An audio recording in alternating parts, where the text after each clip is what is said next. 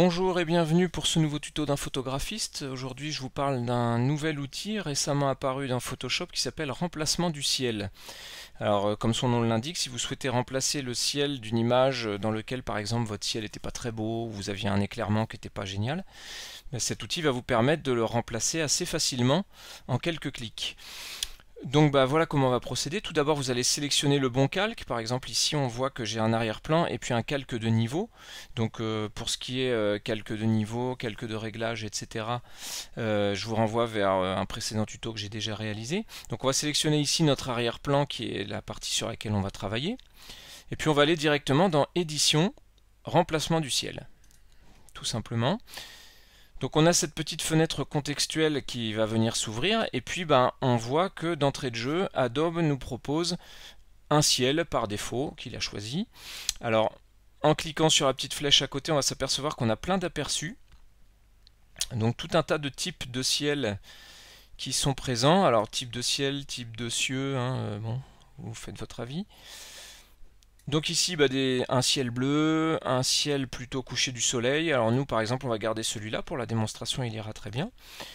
Et donc on va voir qu'en fait, on a deux grandes parties pour insérer ce ciel dans notre paysage. Donc on a évidemment une partie qui traite des réglages du ciel proprement dit, donc la partie du haut dans laquelle a été incrusté le nouveau ciel, et une deuxième partie, réglage du premier plan, donc qui va gérer la partie du premier plan.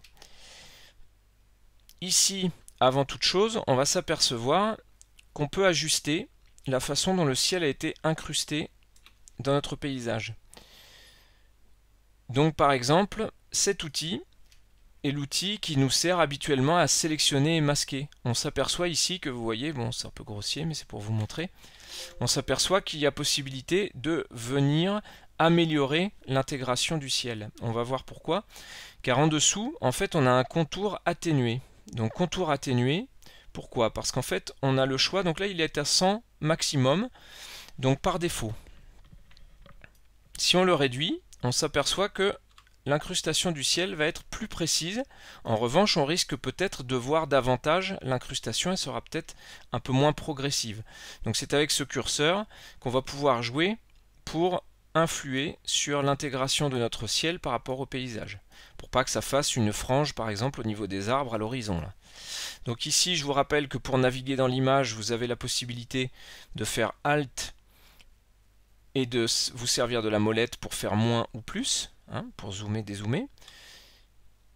Et puis ici sinon vous avez également l'outil Loop plus, et pareil on fait Alt pour faire moins. D'accord ? Donc ça c'est des outils normalement que vous êtes censé connaître, mais je vous les rappelle. Donc ici toujours l'outil main pour se déplacer. Alors même quand on est en outil Loop, vous le savez, même si on est zoomé, si on fait la barre espace, ça nous fait apparaître la main, même chose, ça c'est un outil qui est bien pratique, qu'on utilise tout le temps. Donc ici on va revenir dans nos réglages. Donc une fois que vous aurez ajusté la frange ici de démarcation entre l'horizon et votre ciel, vous allez pouvoir effectuer des réglages. Donc on voit ici que par défaut, le logiciel a déjà implémenté plus ou moins une bascule de couleur dans notre premier plan qui va venir en fait homogénéiser l'image par rapport au ciel. Donc ici le réglage du ciel, on peut régler sa luminosité. Donc là vous voyez bien qu'on n'influe que sur la partie haute de l'image, celle où on a incrusté le nouveau ciel. La température de couleur, donc plus ou moins froide ou chaude vers le jaune. Donc on va laisser par défaut ici notre réglage de base qui allait bien.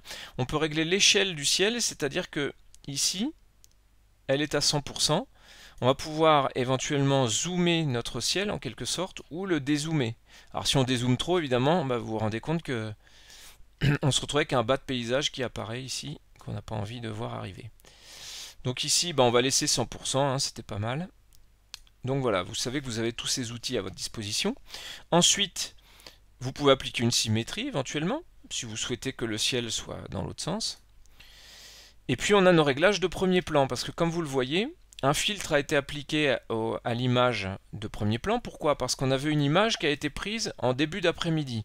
Donc éclairement plutôt neutre, pas trop de jaune, pas trop de rouge, pas trop de bleu, pas trop de cyan. En fait une image lumière du jour. Mais notre ciel, nous, il est couché de soleil. Donc ça veut dire qu'on a une dominante jaune-rouge. Donc pour pouvoir homogénéiser l'image, qu'est-ce qu'on va faire? On va pouvoir régler l'éclairage de l'arrière-plan. Alors ici c'est assez fin comme réglage, mais enfin on voit quand même que ça crée une certaine différence de luminosité. On est en mode produit par défaut. Je vous propose de le garder, c'est le plus simple, c'est celui qui s'applique le plus facilement. Et ensuite, dans les réglages de couleur, vous allez pouvoir en fait soit mettre le curseur complètement à gauche et vous gardez votre éclairement de départ, mais on voit que ici c'est pas très raccord avec notre ciel. Avec un ciel comme ça, on sait qu'on va avoir un ciel, un premier plan, pardon, un peu plus rouge-orangé. Et donc ici, plus on va monter le curseur et plus l'effet va être important. Ici c'est peut-être un peu excessif, ça ne colle plus vraiment, on a beaucoup de magenta. Donc on va être tenté de réaliser, voilà, peut-être ici on est peut-être pas mal. Sortie vers nouveau calque. Quand on fait OK, on s'aperçoit ici que Adobe Photoshop CC nous a généré tout un groupe qu'il a appelé groupe remplacement du ciel, et ce groupe, quand il est développé, en fait on a tout un tas de calques. Ça veut dire qu'après coup, si vous le souhaitez, vous pourrez venir à la manière des calques de réglage, qu'on a déjà vu dans d'autres tutos, venir affiner vos réglages éventuellement calque par calque. Donc voilà pour cet outil remplacement du ciel. Une dernière chose, donc ici si je fais CTRL Z et que je reviens à mon image de départ, je retourne dans édition remplacement du ciel, alors là vous voyez que c'est grisé. Pourquoi? Parce que je suis sur mon calque de niveau. Donc bien penser à sélectionner le bon calque. Ici, remplacement du ciel. On sait aussi qu'on va pouvoir, grâce à cet outil, importer un autre ciel que ceux qui sont proposés par Adobe. Parce que bien sûr, Adobe en propose quelques-uns, mais bon, la variété n'est pas énorme. Donc en fait, on va cliquer la petite flèche ici, aller sur la petite roue crantée, importer des ciels à partir des images. Et ici, on va venir choisir une image qui nous convient avec un ciel qu'on a déjà réalisé. Ça veut dire que l'intérêt de cet outil aussi, c'est que si vous vous constituez votre petite banque d'images à chaque fois que vous voyez un ciel qui vous plaît et que vous avez votre appareil photo sur vous, vous le photographiez, vous l'enregistrez dans votre banque d'images et vous pourrez l'importer à nouveau si un jour vous avez une image dans laquelle le ciel doit être remplacé.